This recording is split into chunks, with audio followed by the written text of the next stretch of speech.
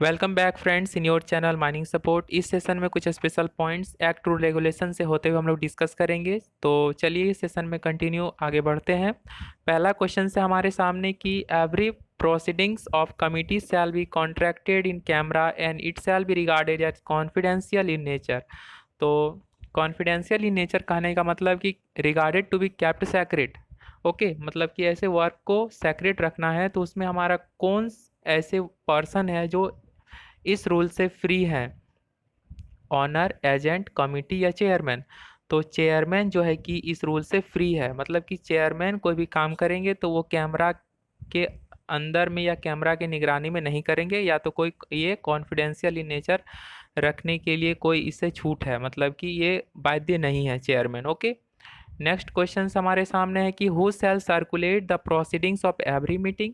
मतलब कोई भी मीटिंग है उसको इसके प्रोसेस या प्रक्रिया को आगे बढ़ाने का काम कौन करेंगे, मतलब मीटिंग को आयोजित करने का काम जो कौन करेंगे। तो इसके लिए हमारा अप्रोप्रिएट आंसर होगा कमिटी, सेक्रेटरी, ऑनर या चेयरमैन। तो अप्रोप्रिएट आंसर हमारा होगा सेक्रेटरी। ओके, तो मतलब सेक्रेटरी कोई भी हमारा मीटिंग को कंटिन्यू करना है या प्रोसेस को आगे बढ़ाना है मीटिंग का, तो वो हमारा सेक्रेटरी उसके लिए उत्तरदायी होंगे। इसके बाद हमारा नेक्स्ट क्वेश्चन है who shall give at least how many days prior notice to every members of committee present in India. मतलब कि कोई भी मीटिंग है तो मीटिंग को आयोजित करने के प्रायर नोटिस हमारा कौन देंगे। तो इसका अप्रोप्रिएट आंसर हमारा जब फाइंड करेंगे तो उससे पहले से हम कुछ बता देना चाहते हैं कि कोई भी मेंबर को मीटिंग से पहले सूचना 14 दिन पहले पूर्व 14 दिन देना चाहिए। और इसके लिए यदि किसी केस में एमरजेंट मीटिंग को बैठाना है, मतलब कि तत्काल मीटिंग बैठाना है, तो उस केस में हमारा मीटिंग को 2 दिनों पूर्व सूचित करना चाहिए। और ये जो सूचना जाएगा वो हमारा सेक्रेटरी के थ्रू जाएगा। ठीक है, तो इसके लिए हमारा बोल रहा है कि नॉर्मल कंडीशन में यदि मीटिंग को कंडक्ट कराना है तो हमारा सेक्रेटरी रिस्पॉन्सिबल होंगे। ठीक है, मतलब कि सेक्रेटरी 14 डेज प्रायर नोटिस हमारा every members of committee in India भेजेंगे। मतलब प्रत्येक मेंबर जो भारत में है ऐसे कमिटी का, तो उस जो इंडिया में उन्हीं को ये खबर करेंगे 14 दिन पूर्व। और किसी कारणवश में हमारा इमरजेंट मीटिंग यदि हमारा तत्काल तत्काल यदि हमारा मतलब कि मीटिंग को बुलाना है तो तत्काल के केस में हमारा 2 दिन पूर्व, 2 डेज प्रायर। ठीक है, ये बात ध्यान में रखना है कि 2 दिन पूर्व हमारा मतलब सूचना भेजा जाना चाहिए प्रत्येक कमेटी मेंबर के पास सेक्रेटरी के द्वारा। ओके, ना हम क्वेश्चन नंबर 4 पे हम लोग बढ़ते हैं। The term of office of members of committee will be.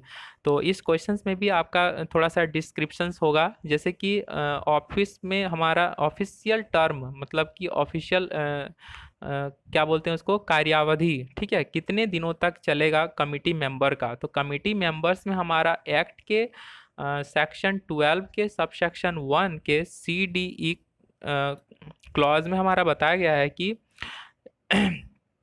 जैसे कि इसमें हमारा एक्ट के सेक्शन 12 में हमारा 8 मेंबर होता है।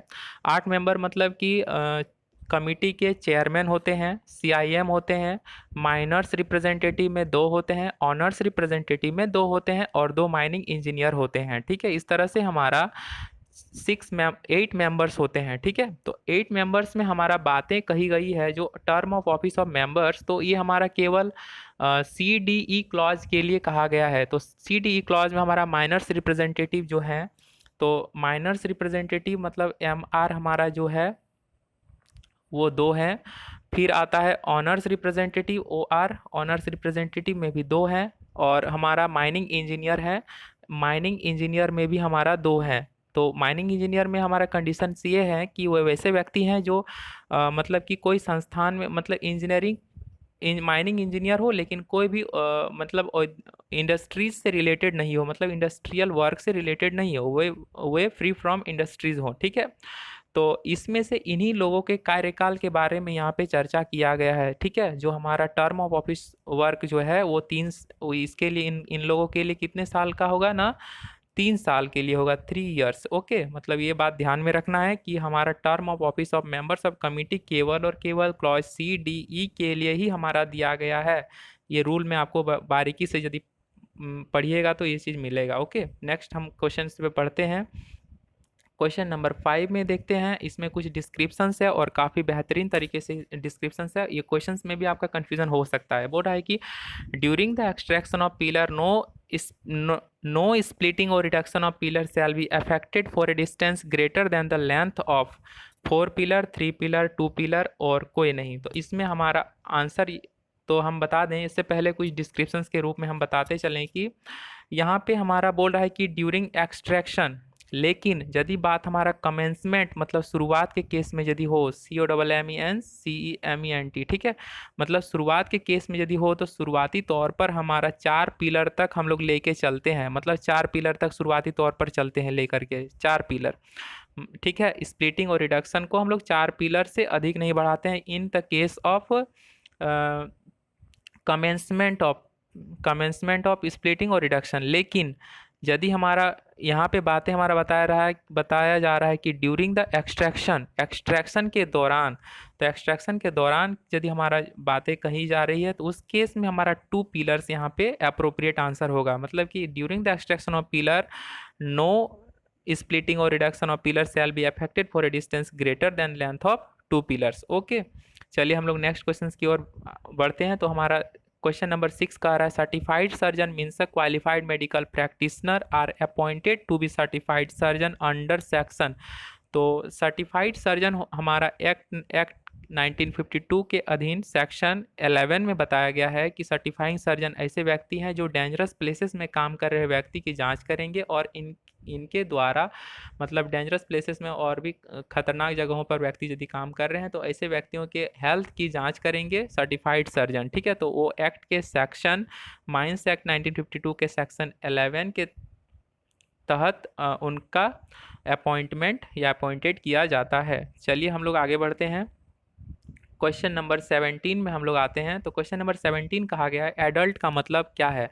तो एडल्ट का मतलब ऐसे व्यक्ति जिन्होंने अपने जीवन का 18वां वर्ष पूरा कर लिया है। तो 18वां वर्ष पूरा कर लिया है, यहाँ 18 वर्ष लिखे हैं, 18वां वर्ष होगा मतलब अपने कार्यकाल का 18 वर्ष पूरा कर चुका है, ठीक है, अपने जीवन का। ओके, नेक्स्ट क्वेश्चन हम लोग आगे बढ़ते हैं।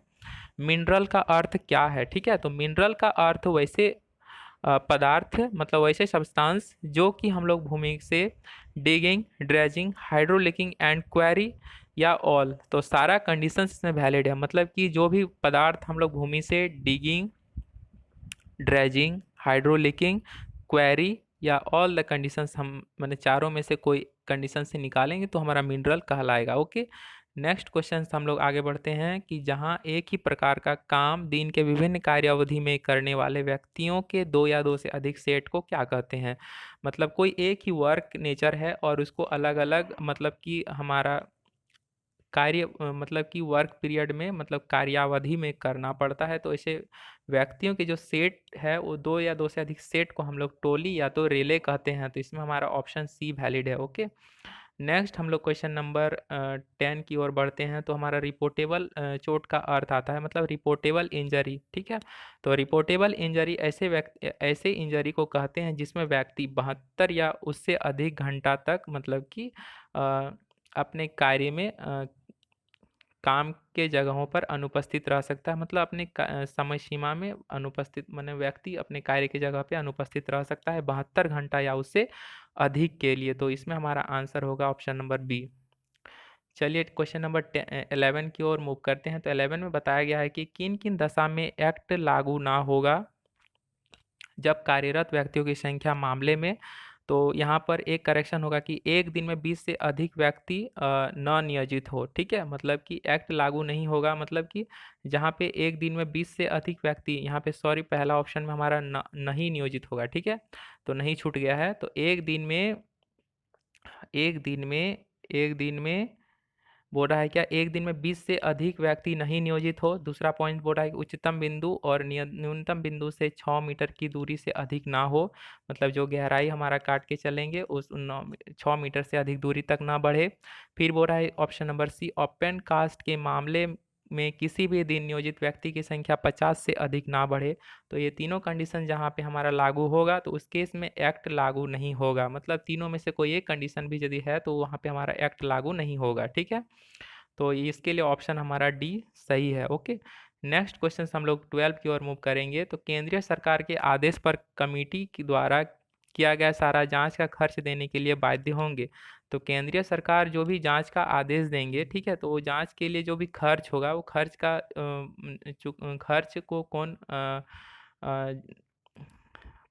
ये करेंगे, कमिटी केंद्र सरकार को कौन चुकाएंगे, तो उनके लिए हमारा एजेंट और मालिक दोनों इसके लिए रिस्पॉन्सिबल होंगे। ठीक है, तो ऑप्शन हमारा सी इसके लिए राइट है। फिर हमारा क्वेश्चन नंबर 13 बोला है मालिक या एजेंट के चल संपत्ति की बिक्री या तो खर्च वसूली की जाएगी इसके आदेश की तारीख से कितने समय के अंदर, तो इसके लिए हमारा अप्रोप्रिएट आंसर होगा 6 वीक्स। ओके, मतलब 6 सप्ताह के अंदर। ठीक है, तो यहाँ पे इसका बातें बताया जा रहा है कि इसमें डिस्ट्रेस या तो सेल, मतलब कि कुर्की या जब्ती के द्वारा भी यदि 6 सप्ताह के अंदर यदि देने में असक्षम रहते हैं तो उस केस में हमारे डिस्ट्रेस या सेल करेंगे ऑनर या एजेंट के मूवेबल प्रॉपर्टी को। ठीक है, और इस तरह से हम लोग वो सारे मतलब जांच की खर्च को चुकता किया जाएगा केंद्र सरकार को। तो केंद्र सरकार ही आदेश देंगे। ठीक है, क्वेश्चन नंबर 14 हमारा बोल रहा है कि नॉन कोकिंग कोल का ग्रेड किस पर निर्भर करता है। तो नॉन कोकिंग कोल का जो ग्रेड होता है हमारा वो ग्रॉस कैलोरीफिक वैल्यू पर डिपेंड करता है। तो इसके साथ ही साथ हम तीनों, जैसे कोकिंग कोल का हमारा वैल्यू किस में डिपेंड करता है, तो सिर्फ एस कंटेंट पे, और सेमी कोकिंग कोल का यदि बात करें तो semi coking coal S plus moisture content पर हमारा उसका ग्रेडेशन डिपेंड करता है। तो यहाँ पे बातें हमारा कही गई है नॉन कोकिंग कोल के ग्रेड पर, तो यहाँ पे होगा answer appropriate gross calorific value. Okay, तो क्वेश्चन नंबर 15 में बोल रहा है क्या कोकिंग कोल का अभी कौन से दो नए ग्रेड का पता लगाया गया है। तो कोकिंग कोल के बारे में हमारा वासरी ग्रेड 5 एंड वासरी ग्रेड 6 का पता लगाया गया है। ठीक है, तो कोकिंग कोल का पहला ग्रेड जो है हमारा क्या है, कोकिंग कोल का जो पहला ग्रेड है हमारा स्टील 1 है, जिसमें से 15% से अधिक हमारा एस कंटेंट एक्सीड नहीं करना चाहिए, ये बात हमारा ध्यान में रखना है। तो मतलब स्टील ग्रेड 1 में हमारा 15% से अधिक जो कि हमारा एस कंटेंट बढ़े नहीं। ठीक है, ये बात ध्यान रखना है। क्वेश्चन नंबर हमारा 16 की ओर मूव करते हैं। तो हम लोग पाते हैं क्या कि यहाँ पे वर्कमैन इंस्पेक्टर होगा। ठीक है, वर्कमैन इंस्पेक्टर का ओरिएंटेशन ट्रेनिंग में क्या क्या शामिल होते हैं, तो 30 लेक्चर होता है और 2 घंटे का डेमोन्स्ट्रेशंस। ठीक है, तो वर्कमैन इंस्पेक्टर का जो भी हमारा होगा ओरिएंटेशन ट्रेनिंग, तो उसमें हमारा 30 लेक्चर्स और दो घंटे का डेमोन्स्ट्रेशंस होगा। तो यहाँ पे हमारा अप्रोप्रिएट आंसर होगा ऑप्शन नंबर सी। ठीक है, तो क्वेश्चन नंबर 17 की ओर मूव करते हैं। बोल रहा है क्या वर्कर्स को काम करने के लिए इजाज़त नहीं दिया जाएगा बिना ईयर प्रोटेक्शन जब नॉइस लेवल होगा। तो नॉइस लेवल जब हमारा 115 डेसिबल से 115 डेसिबल या इससे अधिक एक्सीड करेगा तो हमारा वर्कर्स को ईयर प्रोटेक्शंस के साथ, मतलब कि ईयर प्रोटेक्शन के साथ काम पे लगाया जा सकता है।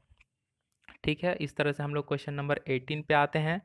क्वेश्चन नंबर 18 कहा गया है कि पीईटीएन पीईटीएन का फुल फॉर्म क्या है। ठीक है, तो फुल फॉर्म हमारा पीईटीएन का है, तो अप्रोप्रिएट इसका जानकारी तो होगा ही, पेंटा एरिथ्रिटॉल टेट्रा नाइट्रेट होगा। ठीक है, तो इसके लिए ऑप्शन सी है सही। ओके, तो इस तरह से ये सेशन हमारा कंप्लीट हुआ। Hopefully I completed this session and you have enjoyed this. Thank you.